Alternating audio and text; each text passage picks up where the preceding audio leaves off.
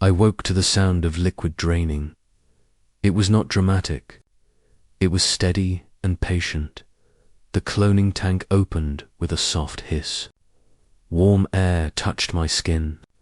Light filled my eyes. I did not panic. Panic was filtered out in the first week of neural conditioning. I remembered how to breathe.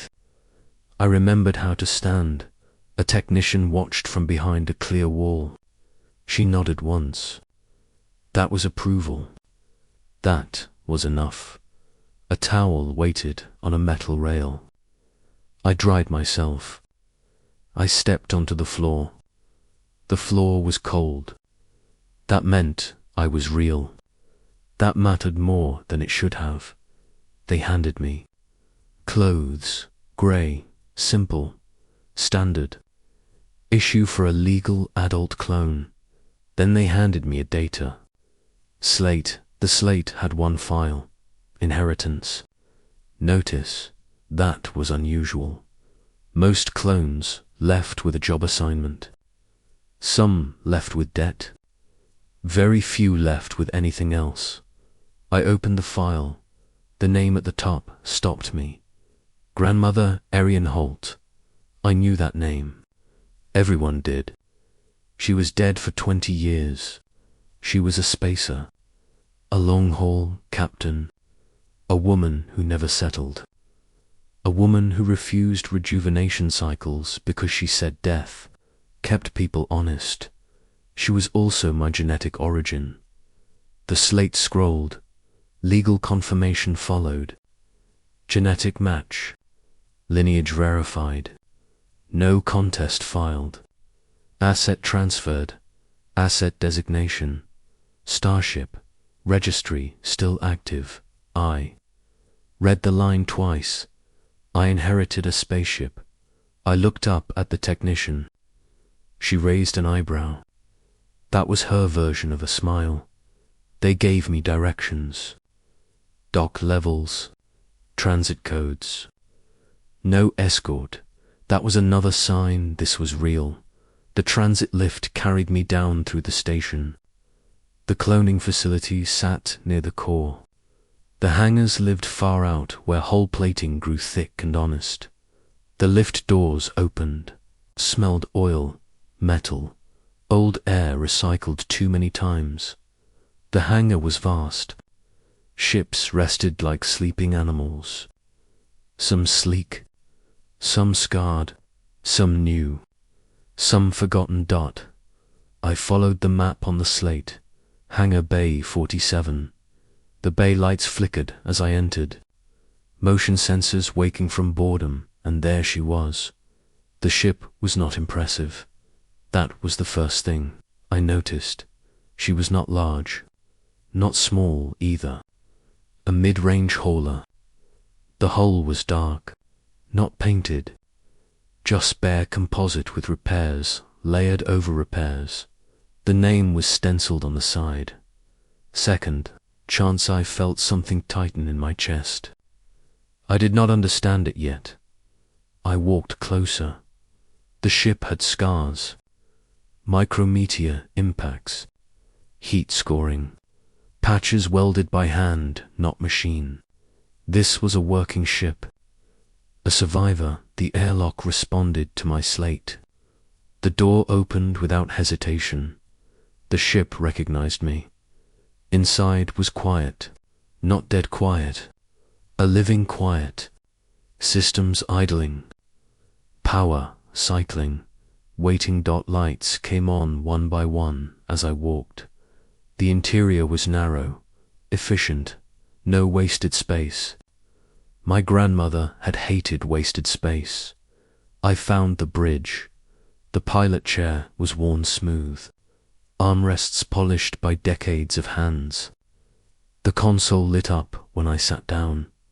A message appeared. Personal log. Playback authorized. Her voice filled the bridge, older than I. Expected, calm, steady. Certain, if you are hearing this, then I am gone. And you are standing where I once stood. Swallowed. I never liked speeches, so I will keep this short. You were not born the usual way. Neither was I in spirit. We both came from second chances. That matters. The console showed a star map. Routes marked in familiar lines. Trade lanes. Dead zones. Places with warnings written in old spacer's shorthand. I left this ship in the hangar on purpose. I wanted you to choose. The universe does not owe you motion. You must decide to move. The message paused. If you stay, then sell her. Scrap her. Use the credits to build a life that fits you. If you fly, then fly honest. Help when you can. Leave when you must. Do not become small. The log ended. The bridge felt larger after her voice stopped. I sat there for a long time. Clones are taught purpose, not choice. Choice is inefficient. Choice creates instability. That is what the manuals say. My grandmother clearly disagreed. I stood and explored the ship-taught crew quarters. One bunk, one fold down spare, galley with realware. Not decorative. Storage packed with old tools and stranger things. I found a locker with sealed envelopes. Physical paper. That alone felt rebellious. Each envelope had a name, dates, coordinates, debts repaid, favors owed, promises kept. My grandmother had lived large and clean. The cargo hold was empty. That was intentional too.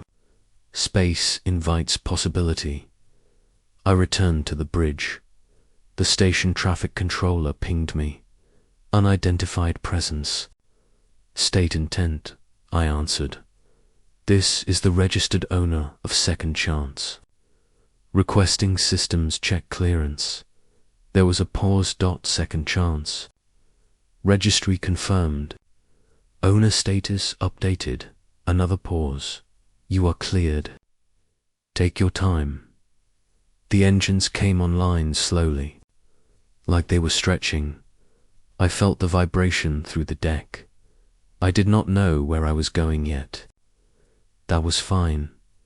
I eased the ship out of the bay. Stars opened before me. The first days were quiet. I stayed near civilized routes.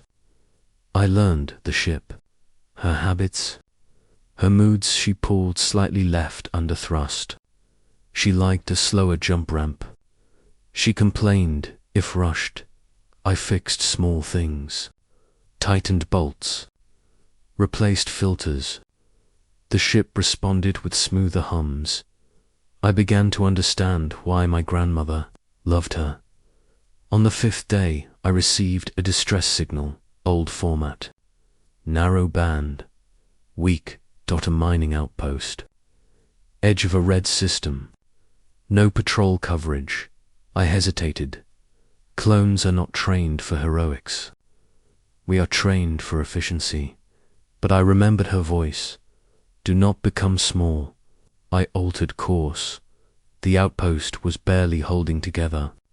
A reactor leak. 2 injured. 1 dead. Pirates had hit them for supplies. Not even ore. Just food and parts. I docked and helped. I was not a medic, but I followed instructions well. That is another clone trait. We stabilized the reactor. We sealed the hull. We shared food. They tried to pay me. I refused. Instead, I took coordinates. I promised to tell others they still existed. When I left the outpost, my ship felt warmer. That is not logical, but it was true. Word spreads fast in empty space. I began to receive requests. Not official contracts. Quiet pings. Honest needs. Escort runs. Emergency repairs. Data courier work, where discretion mattered more than speed. I did not get rich. I got known at a fuel station, a dock worker, looked at my hull and smiled. Second chance. That ship saved my sister once. At a trade hub, a captain nodded with respect. Your grandmother flew clean. So do you. I realized something then. Humanity is loud, aggressive, ambitious, other. Species know this, but what they remember is not our weapons or fleets. They remember our stubborn compassion. They remember ships that answered when no one else did. They remember second chances. Months passed. I grew into myself, not as a copy, not as a shadow, as a continuation. One day I returned to the same station where I was born. I did not dock at the cloning levels. I stayed in the hangar. A new clone walked out of the lift, confused, young, clean, slate in hand. I waited when they approached. I spoke first. Do you need a ride? They looked at my ship. At the name they nodded. The universe is vast, cold, unfair, but sometimes it gives you a ship in a hangar. Sometimes it gives you a grandmother who planned ahead. Sometimes it gives you a choice. I took mine, and I fly, asterisk.